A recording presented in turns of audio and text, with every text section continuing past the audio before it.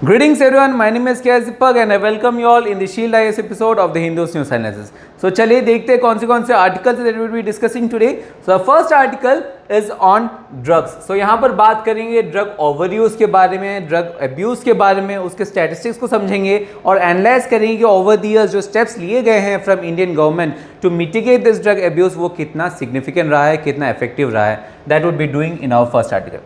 The second article is regarding three exercises. The one is the Malabar exercise, second international fleet review and the third joint anti-terrorism exercise. So इन तीनों exercise के बारे में discuss करेंगे, इनके significance को जानेंगे, इनके role को जानेंगे in second article. The third article is regarding the UN peacekeepers. So यहाँ पर समझेंगे UN peacekeepers होते कौन हैं, उनके historical connotation को समझेंगे, उनके significance को समझेंगे, उनके roles को समझेंगे and then जो reform ज़रूरत है UN peacekeeping forces में वो भी समझेंगे in our third article. The fourth article is on NIA national investigation agency. So वहाँ पर देखेंगे NIA का क्या रोल है, NIA क्यों बना था, कैसे लाया गया था, ओवर द इयर्स कैसे मैंडेट बढ़ा है. These things will be analyzing in our fourth article and as usual the fifth one is on the quiz of the day. So let's start with the first one that is on the drugs. तो यहाँ पर जो campaign है उसका basic need is to counter the drug abuse in India और the drug menace in India. So यहाँ पर इसे समझने से पहले you need to understand the view, you need to understand the prevalent overview of the country. जो scenario है drug abuse का जो सिनेरियो उसे आपको समझने की जरूरत है. So let's start with the basics. What is drug abuse? So drug abuse WHO की माने तो drug abuse is the harmful or hazardous use of psychoactive substances including alcohol and illicit drugs. यहाँ पर ड्रग यूज और drug abuse के साथ साथ हम लोग ऑफन कोरिलेट करते हैं the word addiction. So what is addiction? So addiction is the advance stage of substance abuse, जहाँ पर जो एडिक्ट हैं वो एक कंपल्शन डेवलप करते हैं, कंपल्सिव बिहेवियर डेवलप करते हैं, जहाँ पर उनको ड्रग्स जो है वो यूज़ करना होता है, परसिस्ट करते हैं वो यूज़ को, इवन दो दे सी दी हार्मफुल कॉन्सिक्वेंसेस. हार्मफुल कॉन्सिक्वेंसेस होने के बावजूद भी they can't stop, they have this compulsion and that is known as addiction, which is an advanced stage. Or addiction is something which is often related to the drug abuse. अब देखते हैं क्या क्या implications हैं drug over use के कारण, drug abuse के कारण सोसाइटी में क्या इफेक्ट होता है. सो ड्रग एब्यूज के कारण it is not only the person who is taking the drugs, जो पर्सन है जो कि ड्रग एडिक्ट है सिर्फ और सिर्फ वो ही खराब नहीं होते हैं, उनके साथ साथ जो फैमिली हैं वो भी सफ़र करते हैं, जो उनकी कंट्री हैं कंट्री भी सफ़र करते हैं and society at large also suffers. So this is a very huge problem. The second problem with this is that it is also related to the economy. Economy से भी जुड़ा हुआ है. कैसे? जो ड्रग एब्यूज़ के कारण जो पैसा आता है, ड्रग ट्रैफिकिंग से जो पैसा आता है, that is often related to the anti terrorist activities और टेरर फंडिंग के लिए काफ़ी ऑफन यूज़ किया जाता है. तो यहाँ पर terror financing and the money use for drug trafficking is often correlated. So it is having economic faces or also it is having the national security faces. इसके साथ साथ इसको सेंसिटाइज करने के लिए यूनाइटेड नेशन ने 1987 में they started a day known as international day against drug abuse and music trafficking, जो कि हर साल मनाया जाता है इन जून 26. अब देखते हैं गवर्नमेंट ऑफ इंडिया ने ओवर द ईयर्स क्या क्या मेजर्स लिए हैं to mitigate drug abuse. So the first measure is something that is inculcated in the constitution itself. Constitution में ही लिखा गया है, संविधान में ही लिखा गया है कि आर्टिकल 47 में it is specified which is an DPSP, that is the directive principle of state policy, that the Constitution of India directs the states to improve the public health and endeavor to bring about prohibition of the consumption of intoxicating drinks and drugs which are injurious to the health. So यहाँ पर they have specified that and they have directed the states to make such laws or implement such policies to mitigate this. Second, India has also been player of or signatory of various conventions. काफ़ी सारे conventions हैं over the globe जो कि drug abuse को counter करने के लिए हैं, mitigate करने के लिए हैं. And India is signatory of 3 major conventions. कौन से हैं? The first one is the Single Convention on Narcotic Drugs 1961. Second one is the Convention of Psychotropic Substances 1971. The third one is the Convention Against Illicit Traffic and Narcotic Drugs and Psychotropic Substances 1988. सो इन तीनों conventions के signatories हैं, major players हैं India. और इसीलिए इन compulsions को, इन signatories जो हैं, इनमें जो ऑर्डर्स हैं उसे फुलफिल करने के लिए इंडिया ने काफ़ी सारे लॉज बनाए हैं, काफ़ी सारे एक्ट बनाए। For example, parliament has enacted the narcotics drugs and psychotropic substances act 1985, जो कि कॉम्प्रिहेंसिव लेजिस्लेशन है। इसके साथ साथ आर्टिकल 47 में ऑब्लिगेशंस जो है उसे फुलफिल करने के लिए it has also made the narcotics control bureau, as well as there is this department of central excise and customs, revenue intelligence agency है, और पैरामिलिट्री और आर्म फोर्सेस में भी स्पेसिफिक डिविजन्स हैं। इसके साथ साथ the parliament has also passed the prevention of illicit traffic in narcotic drug and psychotropic substances act 1988 to fulfil the commitments and obligations of the conventions that it had signed. So these are some of the measures that the government of India has taken. अब देखते हैं the prevalence of the drug abuse in the society. कुछ statistics से समझने की कोशिश करते हैं। अगर हम लोग कंपेयर करें इंडियाज रोल, इंडिया में जो इशू है उसको अगर हम लोग एशिया और वर्ल्ड से कंपेयर करें तो हम लोग ड्रग्स स्पेसिफिकली हम लोग कंपेयर कर सकते हैं। So there are 4 types of drugs with respect to the users. There are synthetic drugs and there are natural drugs. Cannabis जिसे हम लोग नॉर्मली कहते हैं, चरस, गांजा, एज वेल एज ओपोइज हैं जो कि ओपियम से मिला जाता है, and whereas ATS and cocaine are synthetic drugs. तो यहाँ पर देखते हैं तो सिंथेटिक ड्रग्स जो हैं वो over the years global level में India is in the very bottom stage. But अगर हम लोग नेचुरल ड्रग्स की बात करें, कैनबिस की बात करें या पर्टिकुलरली ओपोइड्स की बात करें, सो यू कैन सी जो इंडिया का वैल्यू है, इंडिया में जो यूज है that is very high in comparison to the world. With that अब देखते हैं स्टेट वाइज क्या सिनेरियो है। स्टेट वाइज अगर हम लोग चरस या गांजा या कि कैनबिस को देखें तो यहाँ पर particularly the north eastern states as well as state of Sikkim, Odisha is having a very prevalent abuse. इसके साथ साथ अगर हम लोग ओपोइड्स के बारे में देखें तो opioids particularly is concentrated to the north eastern region. North east के जो स्टेट्स हैं वहाँ पर ओपोइड ओवर यूज काफ़ी कंसेंट्रेटेड है। अब देखते हैं कि क्या क्या है hospitalisation rate and conviction rate. अगर हम लोग हॉस्पिटलाइजेशन की बात करें तो only 25% of the drug abusers get treatment, उनको सिर्फ ट्रीटमेंट मिलता है। एक तो ट्रीटमेंट भी कम मिलता है, साइड सेम टाइम जो कन्विक्शन रेट है वो भी काफ़ी हाई है। दैट मीन्स जो बच्चे हैं जो कि यंग एज में ड्रग ओवर यूज़ या ड्रग अब्यूज़ करते हैं उनको नाइदर ट्रीटमेंट मिल पाता है और वो जेल में हो जाते हैं, वो कन्विक्ट हो जाते हैं। तो यहाँ पर they don't have a proactive role with the society, society के डेवलपमेंट के लिए वो रोल प्ले नहीं कर पाते, and that is the issue for the country as सच।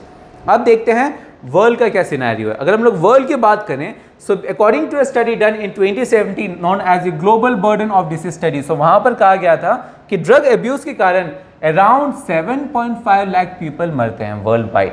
अगर सिर्फ इंडिया की बात करें तो अराउंड 22,000 पीपल डाई। और ये जो ओवर यूज है, जो अब्यूज है ड्रग्स का, it has increase in the past 8 years. पिछले 8 साल में it has increase 70%।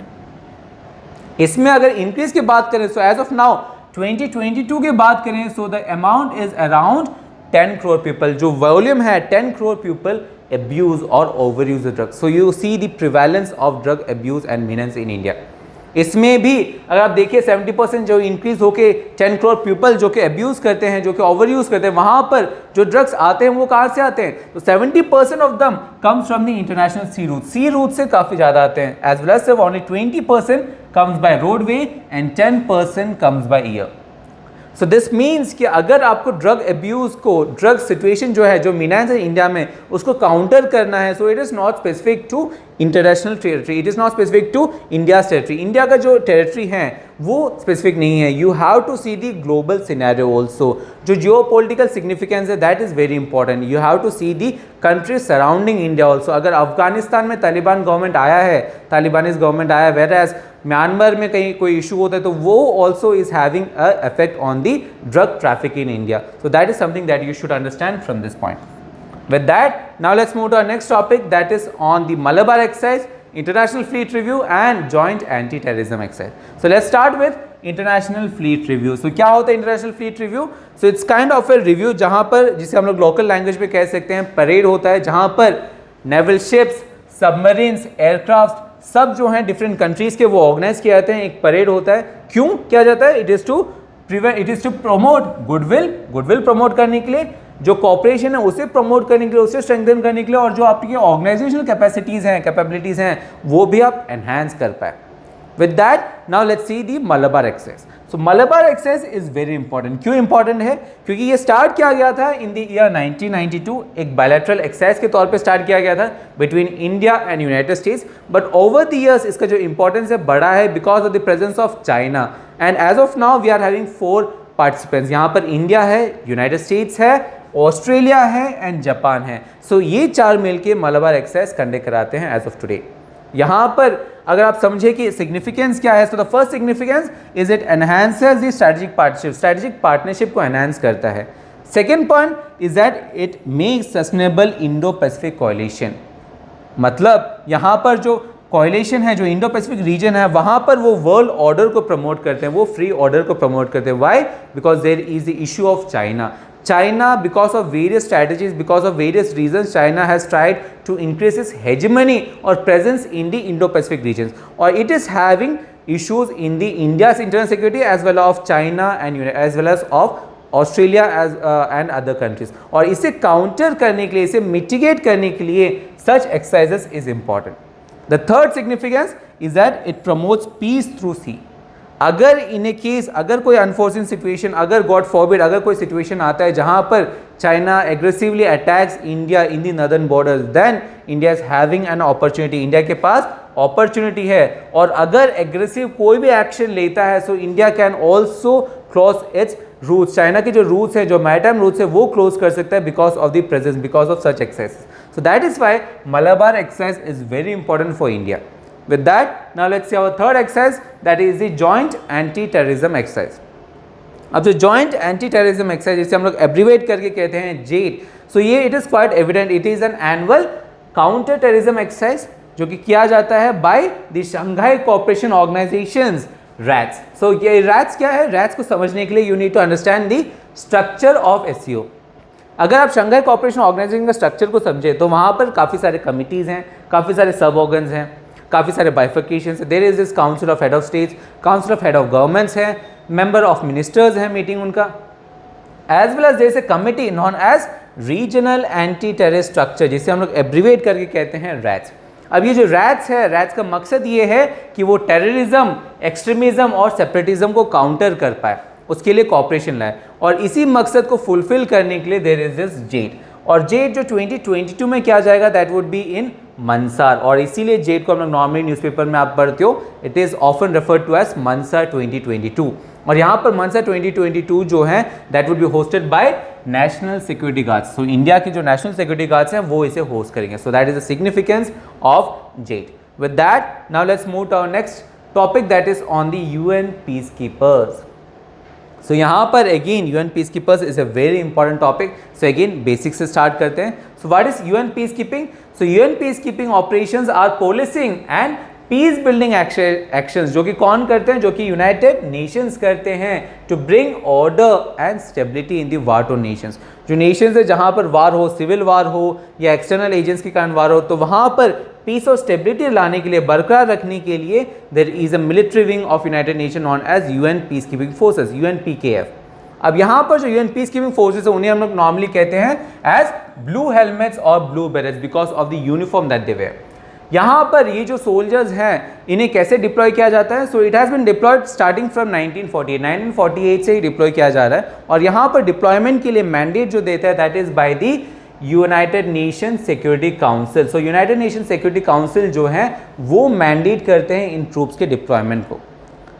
Now the next important topic is कि ये कितना कॉम्प्रिहेंसिव है, उसको देखने के लिए यू नीड टू अंडरस्टैंड कि अराउंड 119 कंट्रीज के मेंबर्स हैं जो कि डिप्लॉयड हैं, उनके पर्सनल्स हैं जो कि यूएन पीस कीपिंग फोर्सेस में हैं।